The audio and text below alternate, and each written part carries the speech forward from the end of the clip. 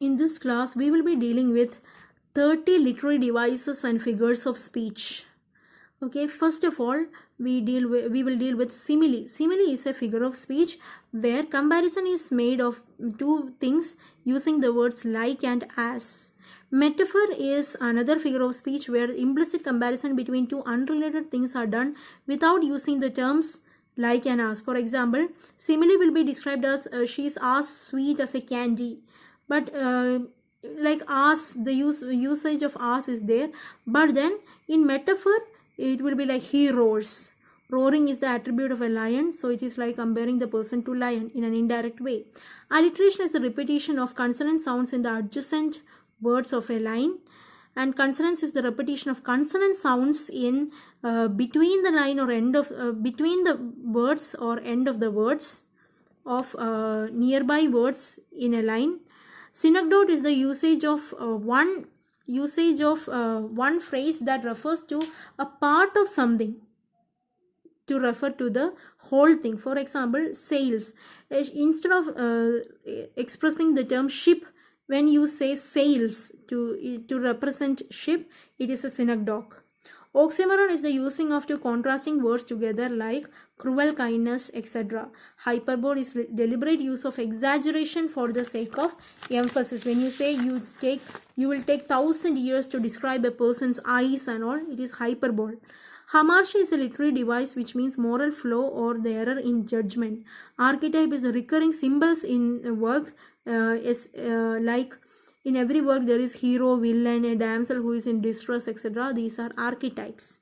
Foil is juxtaposing two characters to see the differences in their nature. Flashback is a literary device where one depicts the occurrence that happened before the current point of the story.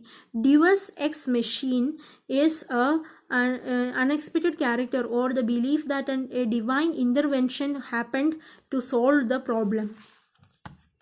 In media res is where the story begins from the middle of the story. Every story has a beginning, middle and end. So here the story begins in the middle and through the flashback it brings the past. Pun or paronomasia is a word that has got two meanings or implications. For example, if we say her husband died, she pined for a second.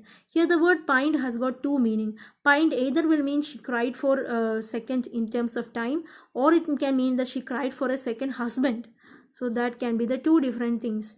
Zeugma is where a word or phrase joins together two distinct parts. For example, she broke his car and his heart.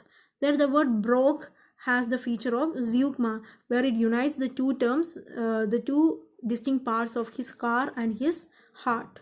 Chiasmus is where the grammar gets inverted. The grammar of a clause gets inverted in the second half. Personification is where the human traits are being attributed to inanimate objects. Assonance is where the repetition of vowel sounds happens in adjacent words. Transferred epithet is where the emotions or the modifiers of an animate object is passed on to the inanimate object. Example, when we say weary way, it is not the way that is weary, it is the person who is walking the way is weary. So such kind of transferring of emotion is known as transferred epithet. Euphemism is the polite way of describing something, of denoting something that can be impolite or harsh in real. For example, instead of saying he died, we say he passed away. That is the quality of euphemism. Onomatopoeia is where the words resembles the sounds. For example, the sound of the snake is, and the sound that denotes the sound of the snake is hiss. The same way for bees it is buzz. Metonymy is a word that replaces something very close to its meaning. For example, in pen is mightier than sword. Pen denotes the writer.